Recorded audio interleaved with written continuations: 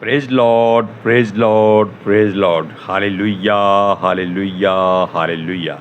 सबको जय मसीह की। जय मसीह की। परमेश्वर, हमारा परमेश्वर जो सबका परमेश्वर है, वो वैसे तो सबसे प्रेम करता है, लेकिन जो उसके बैरियों से प्रेम करता है उसको वो नाश कर देता है। आज के सुसमाचार के लिए परमेश्वर की बेटी प्रार्थना करेगी।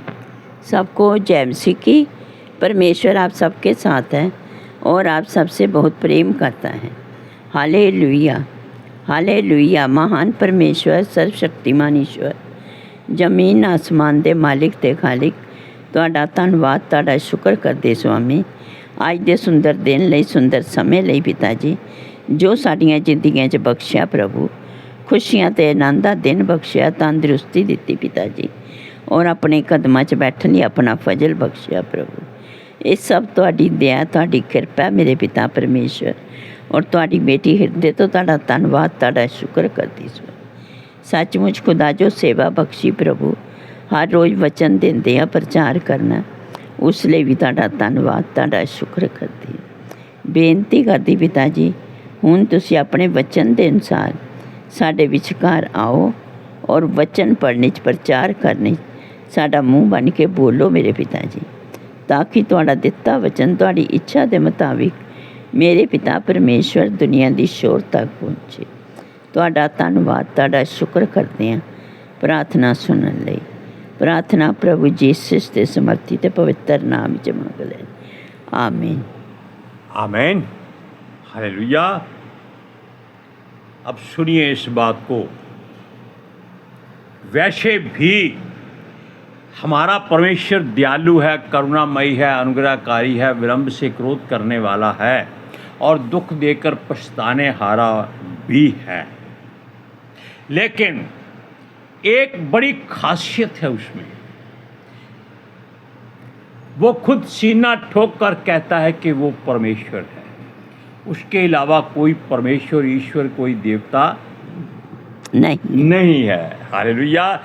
अब इस बात को जान लीजिए कि अगर हम उसके हाथ का, उसके प्यार का, उसके दुलार का भोजन जो वचन है एक बार कर लेते हैं, तो वो वचन हमारे जीवन में ऐसे मिल जाता है जैसे दूध और पानी मिल जाते हैं।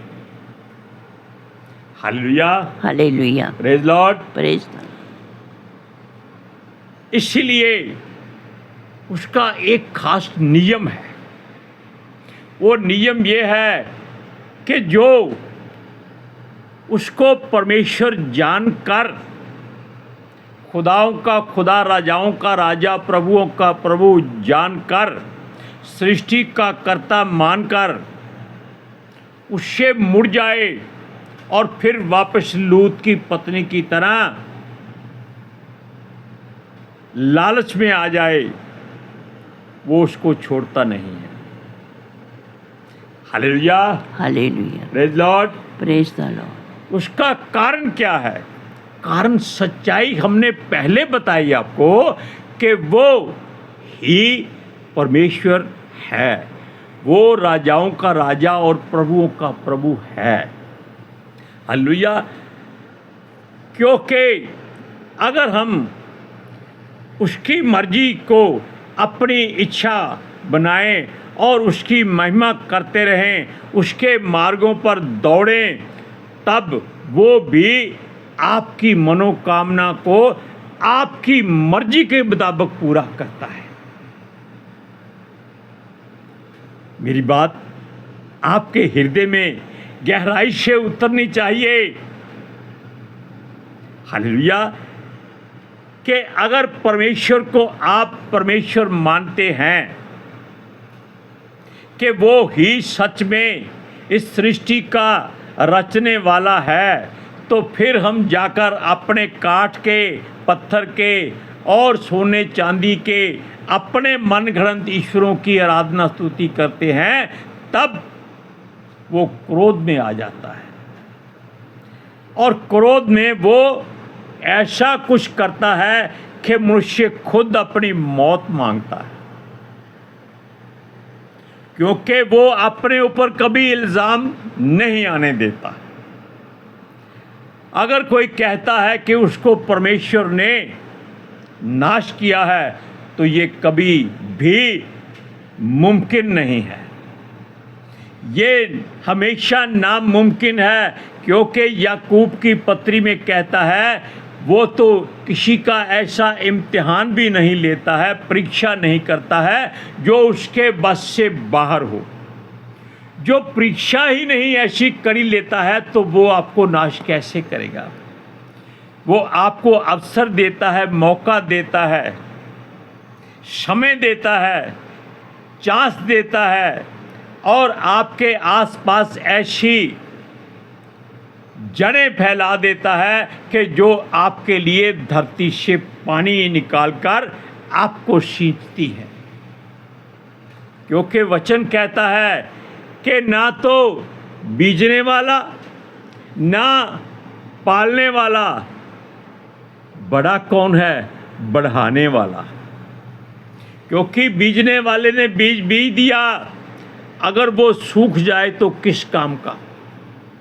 मान लीजिए बीज पौधा बन गया और दूसरा आकर उसको पालता है और सूखा आ जाता है, अकाल आ जाता है, धरती पर रोज तक नहीं पड़ती, पौधा सूख जाता है।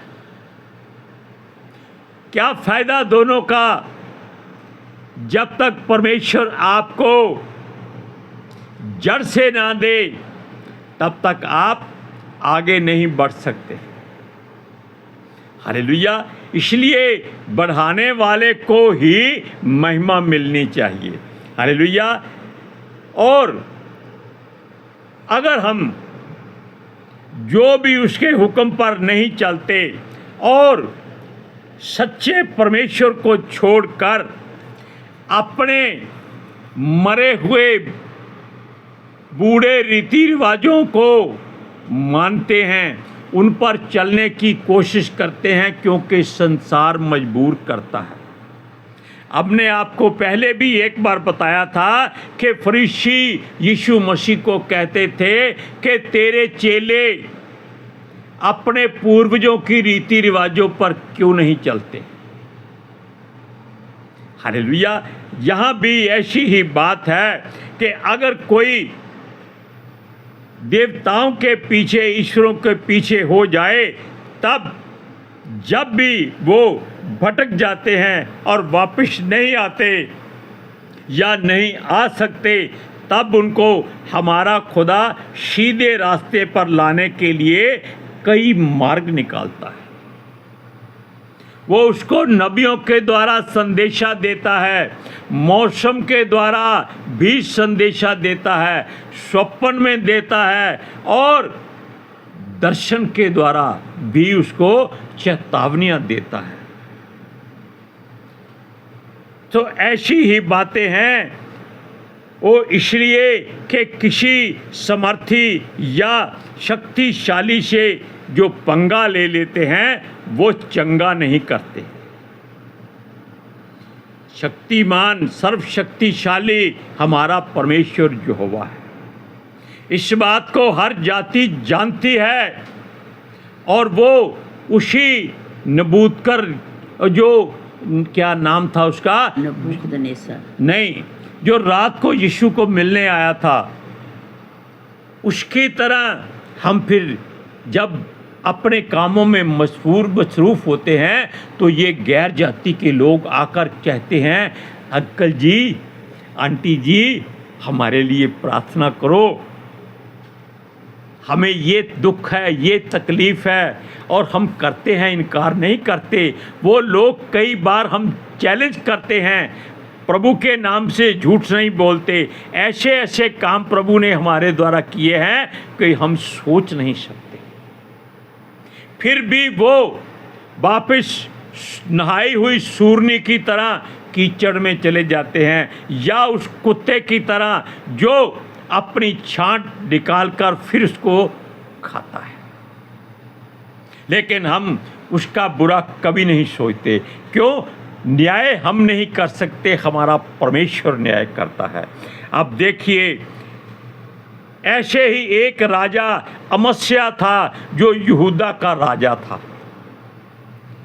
उसने भी परमेश्वर को छोड़ दिया और जिन राजाओं को, अदोमियों को उसने हराकर नाश किया था, उनके ग्रह देवताओं को अपने घर में लाकर उनकी पूजा करने लगा, अर्चना करने लगा, आराधना करने लगा।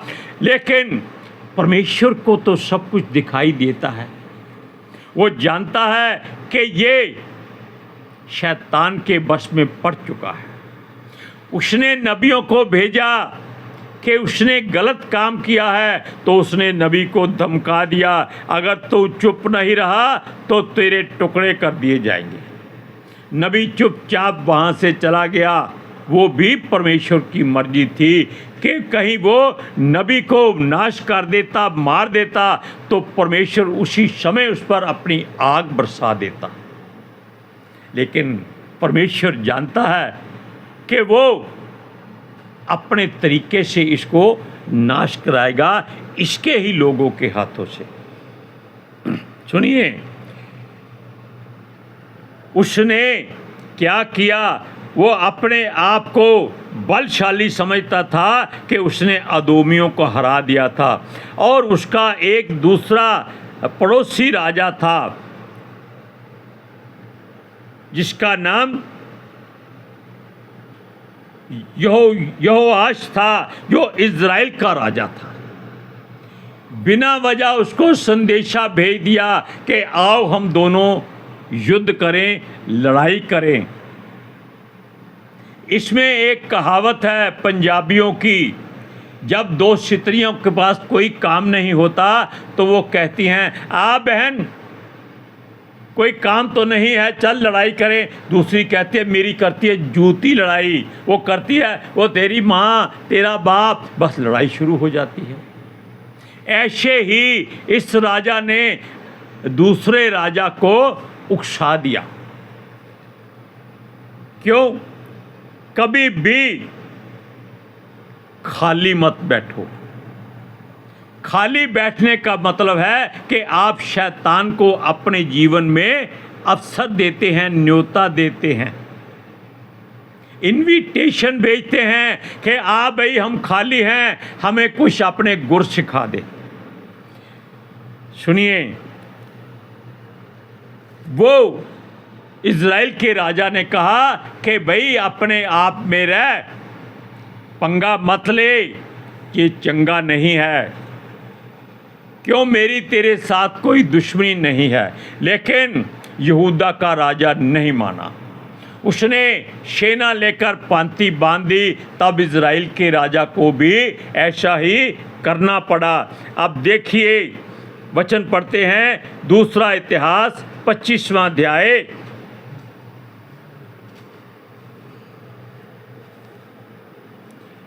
उसकी 17, 18 और 19 में आयत पढ़ते हैं। सुनिए ध्यान से।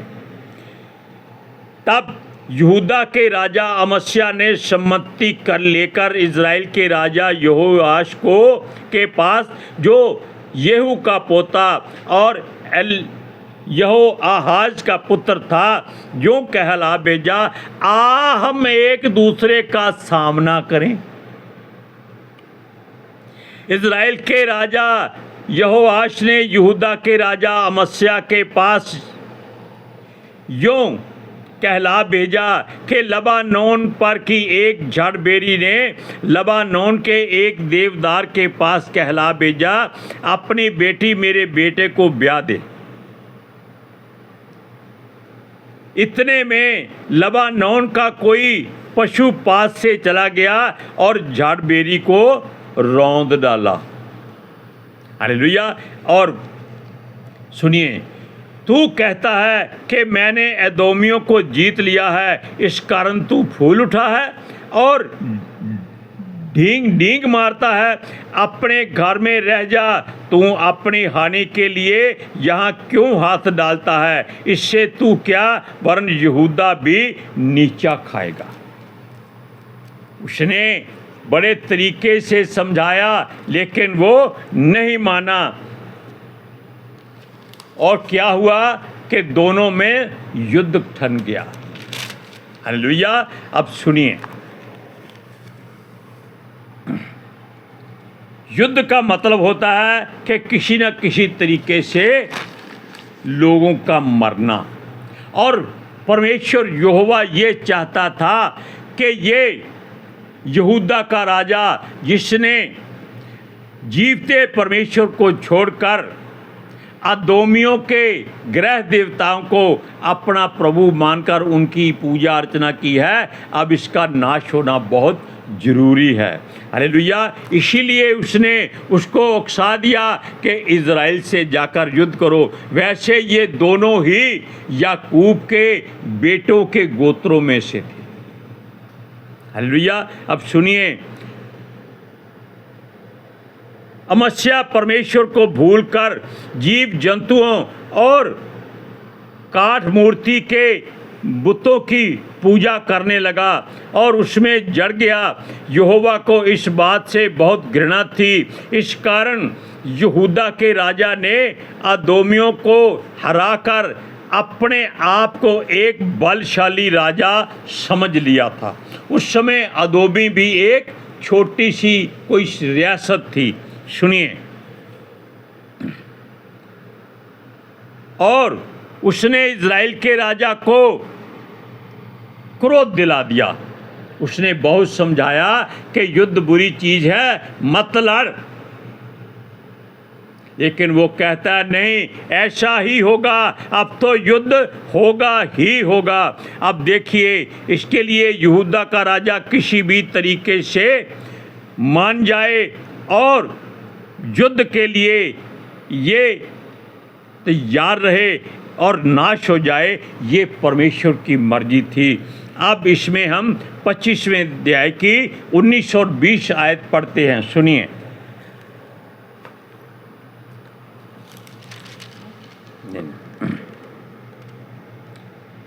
इसमें 19 पढ़ ली है, 20 पढ़ते हैं।